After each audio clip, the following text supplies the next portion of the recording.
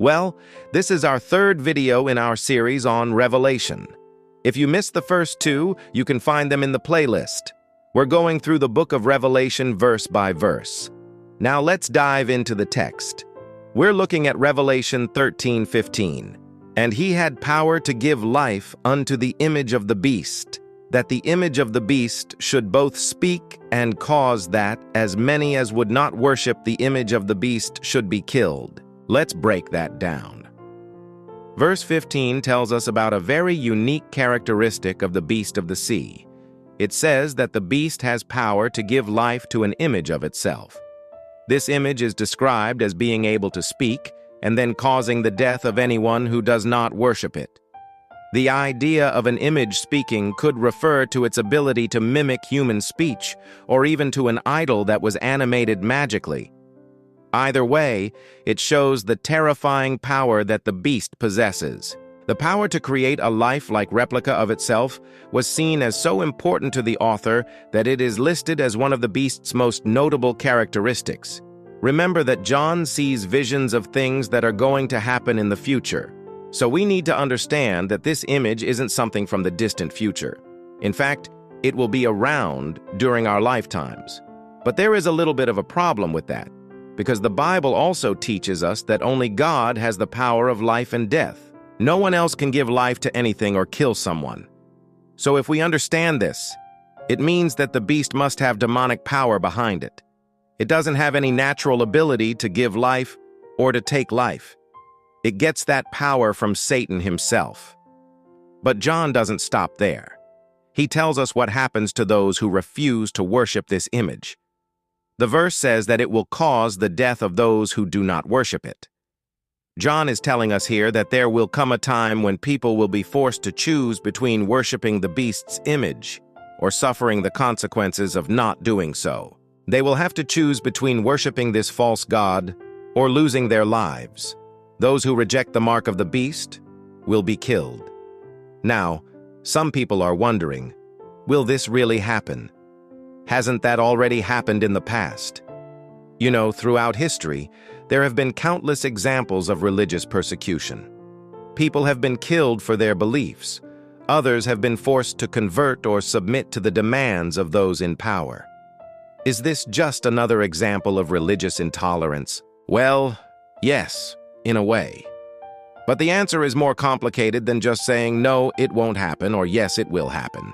Instead, we have to look deeper and see what the Bible says about this kind of persecution. You see, we live in a world where everyone wants to be accepted and respected. We want to fit in and not be different. And sometimes that means keeping our heads down and going along with whatever the majority wants. But when push comes to shove, we have to make a decision. Will we follow God or will we follow the crowd? Will we obey God or will we listen to what the world tells us to do? When it comes down to it, we all have to choose between following Jesus or not. And when the time comes, we can't afford to be lukewarm or wishy-washy about our faith. We need to be ready to stand up for what we believe in, no matter what the cost. So what does this mean for us today? First, it means that we must be prepared to suffer for our faith. The Bible warns us that we will be persecuted for our beliefs, but it also reminds us that we are not alone. Jesus suffered for us, so we can be confident that he will help us through our trials. Second, it means that we cannot compromise our faith. The world may pressure us to conform, but we must remember that true freedom comes from following God's laws. Finally, it means that we should be evangelistic. We should be ready to share our faith with others, even if it costs us dearly. The gospel is worth spreading, and we are responsible to be witnesses of Jesus Christ. Verse 16, and he causeth all, both small and great, rich and poor, free and bond, to receive a mark in their right hand or in their foreheads. The image of the beast has the ability to force everyone on earth to receive a mark either on their right hand or on their forehead. This is a sign of submission to the beast and an act of worship toward it. It will affect everyone equally, regardless of social status, wealth, or freedom. It's a global requirement. John uses the terms small and great, which refers to people of all ages. Rich and poor refers to economic status, while free and bond refers to slaves. This shows that no one will be exempt from receiving the mark of the beast. Some people think that the mark of the beast will be a physical mark like a tattoo or a scar, but others believe it's a metaphor for something more abstract, such as allegiance to the beast. Whatever form it takes, though, it's clear that accepting the mark will signify loyalty to the beast and open rebellion against God. To accept the mark would mean to deny Jesus Christ and choose instead to follow Satan's plan for humanity. It would be a public declaration of disbelief in God and a rejection of everything he stands for. In order to avoid accepting the mark, Christians must remain faithful to God no matter how much pressure they face from society or their governments. They must be willing to endure persecution and even death rather than compromise their beliefs. In today's world, there are many ways to compromise without actually marking ourselves. We can compromise by conforming to societal norms or by denying our faith in order to avoid persecution. But no matter how difficult it may seem, Christians must remain strong in their beliefs and not give in to peer pressure or fear of punishment. Verse 17, "And that no man might buy or sell, save he that had the mark, or the name of the beast, or the number of his name. Now, after everyone receives the mark of the beast, they will be unable to participate in commerce unless they comply. Only those who have the mark, the name of the beast, or the number of its name, will be allowed to buy or sell anything." This provision aims to ensure that everyone submits to the authority of the beast. The purpose of the mark is to control people and force them into submission. By controlling the economy, the beast can compel people to comply with its demands. To understand this passage better, we need to examine three key concepts: the mark, the name of the beast, and the number of its name. Each of these elements plays a significant role in establishing control over people and limiting their freedom to make choices for themselves. First, the mark itself symbolizes submission and obedience to the beast. It is a visible sign of allegiance that identifies individuals as followers of the beast. This mark serves as a reminder that everyone is under the watchful eye of the beast, and that resistance is futile. Second, the name of the beast represents both its identity and authority.